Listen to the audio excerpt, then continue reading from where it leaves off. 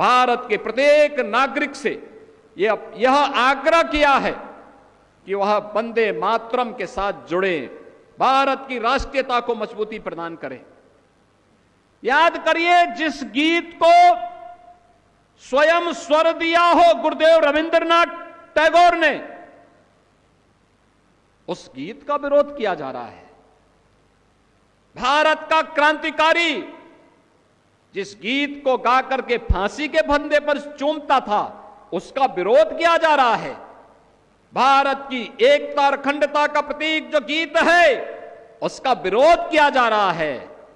इस विरोध के लिए कोई जगह नहीं होनी चाहिए, हमारे यहां कोई जगह नहीं होनी चाहिए। और इसीलिए मैं आप सबसे अपील करूंगा, बहनों और भाइयों, कोई मत हो, कोई मजहब हो, कोई जाति हो, और राष्ट्र से बढ़कर के नहीं हो सकता है। याद रखना, हम सब के लिए राष्ट्र प्रथम होना चाहिए। राष्ट्र सुरक्षित है तो हम भी सुरक्षित हैं, राष्ट्र एक है तो हम भी एक हैं।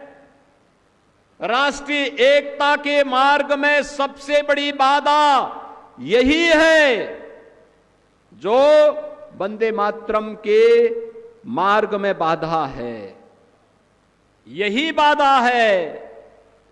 और इनको पहचानो, इन चेहरों को पहचानो जो शासकीय योजना में हड़पने की होड़ में पहली लाइन में खड़े होते हैं, लेकिन जब वंदे मातरम गाने की बात होती है तो कहते हैं कि नहीं, हम नहीं गाएंगे।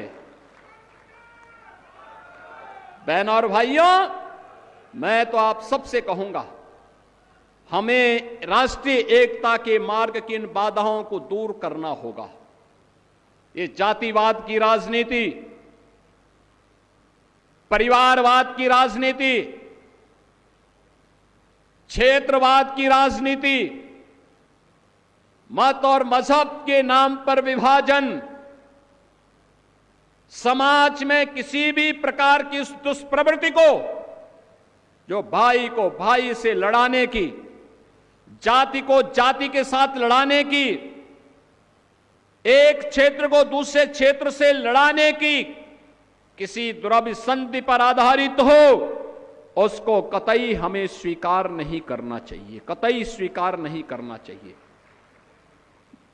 याद करना, यह देश का इतिहास इस बात का गवाह है, और मैं बार बार इस बात को कहता हूं, ये जो देश गुलाम हुआ, ये ऐसे ही नहीं गुलाम हो गया था।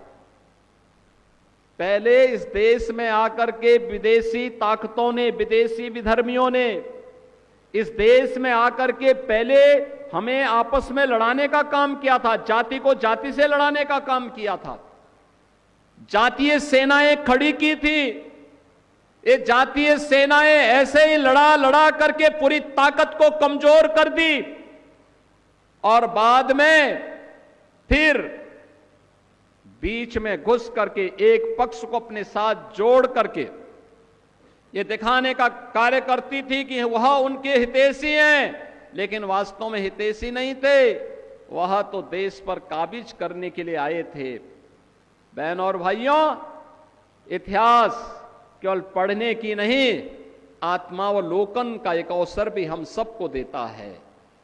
इतिहास की गलतियों का परिमार्जन जितनी जल्दी हो सके हमें करना चाहिए, और इतिहास के गौरवशाली क्षणों से प्रेरणा प्राप्त करके आगे के भविष्य को स्वच्छ और सुंदर बनाने में हमें योगदान देना चाहिए।